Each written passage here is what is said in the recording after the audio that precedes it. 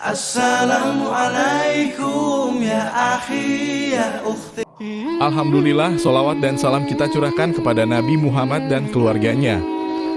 Sedekah yang salah menjadi dosa dan penghalang berkah. Dalam surat Al-Baqarah ayat 261, Allah Subhanahu wa Ta'ala berfirman, perumpamaan orang-orang yang menginfakkan hartanya di jalan Allah adalah seperti orang-orang yang menabur sebutir biji benih yang menumbuhkan 7 tangkai. Pada setiap tangkai ada 100 biji. Allah melipat gandakan pahala bagi siapa yang Dia kehendaki. Allah Maha Luas lagi Maha Mengetahui.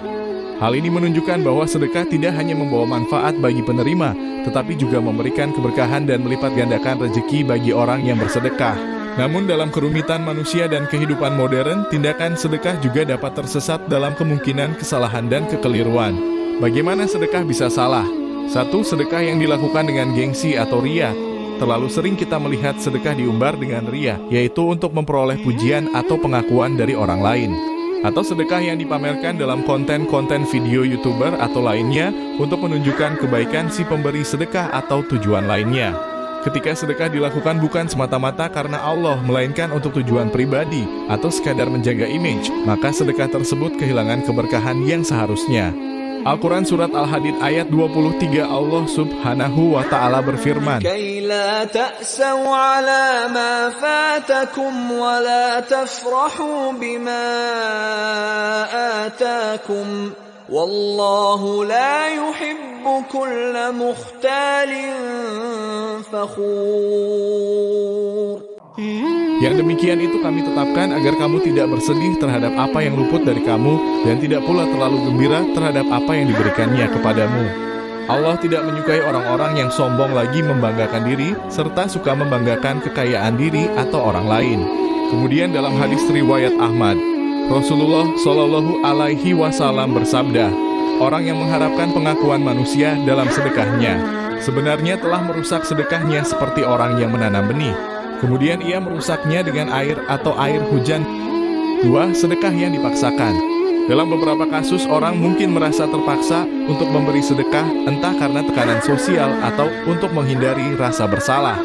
Sedekah yang dipaksakan atau dilakukan karena terpaksa biasanya tidak memiliki nilai berkah yang sama dengan sedekah yang diberikan dengan ikhlas dan kerelaan hati. Sedekah yang diberikan karena terpaksa seperti dipaksakan oleh orang lain atau karena merasa terancam, tidak mencerminkan kesadaran dan kebaikan hati yang seharusnya menjadi bagian dari amal sedekah.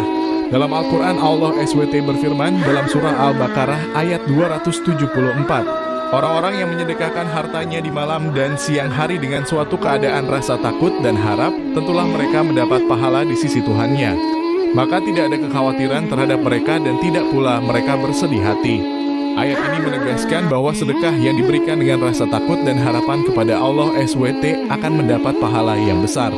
Namun sedekah yang dipaksakan tanpa rasa takut dan harapan kepada Allah tidak akan memiliki efek yang sama.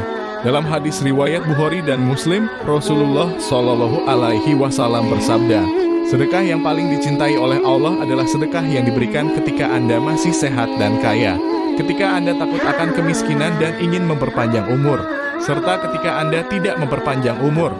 Hadis ini menekankan pentingnya memberikan sedekah dengan kerelaan hati dan kesadaran akan kebaikan yang diberikan kepada orang lain. Dengan demikian, sedekah yang dipaksakan bisa menjadi dosa jika dilakukan tanpa kesadaran dan kerelaan hati yang tulus. Namun tetap menjadi lebih baik daripada tidak memberikan sedekah sama sekali, karena tindakan memberi selalu memiliki nilai positif. Yang penting, upaya yang dilakukan dengan ikhlas dan niat yang baik akan lebih diberkahi oleh Allah. 3. Sedekah yang didasari oleh ambisi material.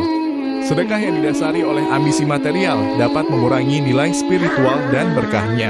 Karena tujuan utama dari sedekah adalah untuk mendekatkan diri kepada Allah Subhanahu wa Ta'ala dan membantu sesama tanpa mengharapkan imbalan duniawi.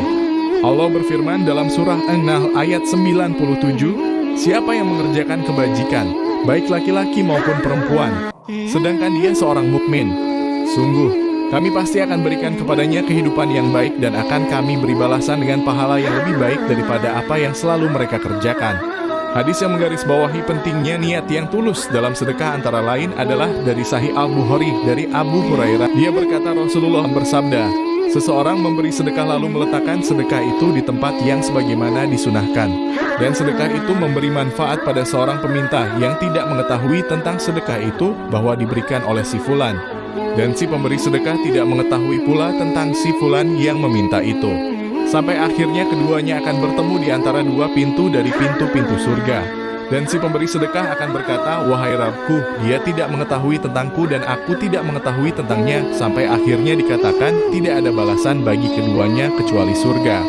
Niat yang tulus dan ikhlas sangat penting dalam setiap amal sedekah.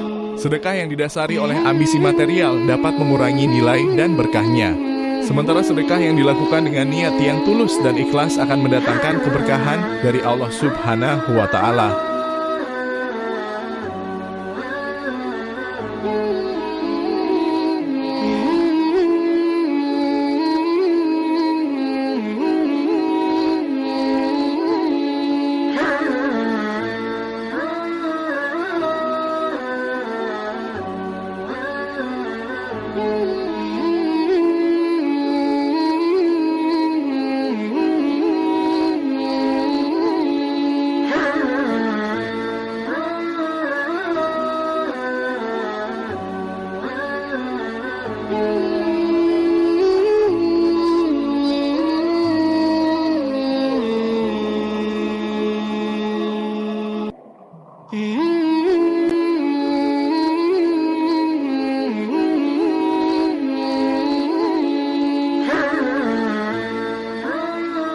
Empat, sedekah yang bersifat diskriminatif.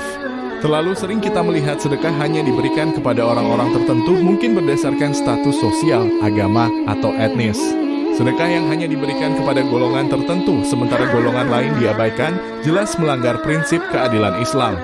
Allah Subhanahu wa Ta'ala berfirman dalam surat An-Nahl ayat 90. Sesungguhnya Allah menyuruh berlaku adil, berbuat kebajikan, dan memberikan bantuan kepada kerabat.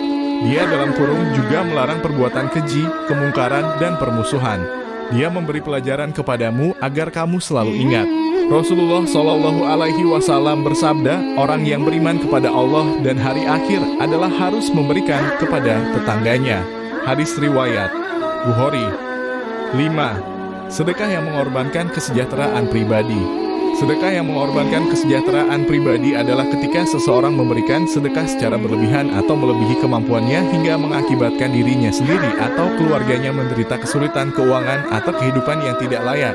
Meskipun memberikan sedekah adalah perbuatan mulia dalam Islam, namun memberikan sedekah seharusnya dilakukan dengan bijaksana dan sesuai dengan kemampuan serta tanpa merugikan diri sendiri atau keluarga. Dalam Islam, memberikan sedekah yang melebihi kemampuan dan mengorbankan kesejahteraan pribadi diperbolehkan. Namun jika tindakan ini menyebabkan penderitaan atau kesulitan bagi diri sendiri atau keluarga, hal tersebut bisa menjadi tidak dianjurkan. Rasulullah pernah bersabda, sebaik-baik sedekah adalah ketika seseorang memberikan sedekah dalam keadaan masih mampu dan mulai memberikan kepada orang yang paling dekat dengannya dalam kebutuhan. Hadis riwayat Ahmad. Hal ini menunjukkan bahwa memberikan sedekah haruslah dilakukan secara proporsional dengan kemampuan tanpa mengorbankan kesejahteraan pribadi atau keluarga.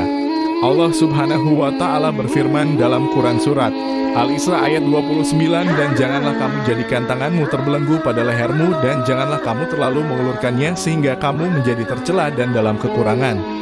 Sedekah merupakan perbuatan terpuji, namun Rasulullah mengatur kecintaan seorang muslim dalam berinfak dengan aturan kasih sayang, kelembutan, dan kemudahan. Sampai-sampai beliau melarang sebagian orang yang berlebih-lebihan dalam bersedekah. Ketika Ka'ab bin Malik merasa bersalah karena tidak ikut bersama pasukan muslimin ke perang Tabuk, dia ingin menebus kesalahannya dengan menyedekahkan seluruh hartanya. Ka'ab bin Malik berkata kepada Rasulullah, "Wahai Rasulullah, sesungguhnya salah satu bukti dari tobatku adalah dengan melepaskan diriku dari seluruh hartaku untuk Allah dan Rasul-Nya." Beliau bersabda, "Tahanlah sebagian hartamu, itu lebih baik bagimu." Rasulullah dalam kisah ini lebih sayang kepada Ka'ab bin Malik daripada rasa sayang Ka'ab kepada dirinya sendiri. Beliau juga lebih sayang kepada keluarga Ka'ab lebih dari kasih sayang Ka'ab kepada mereka. Beliau tahu bahwa dorongan perasaan ini adalah hasil dari pengakuan tobatnya kepada Allah.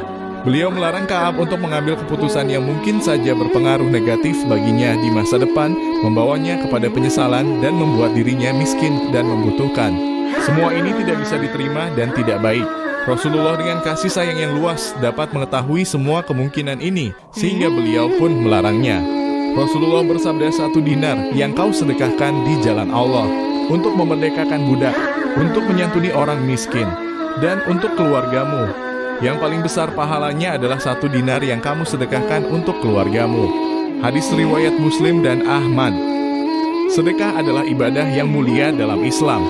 Namun, seperti halnya ibadah lainnya, penting bagi umat Islam untuk memahami prinsip-prinsip yang mendasarinya agar sedekah yang diberikan dapat diterima oleh Allah Subhanahu wa Ta'ala.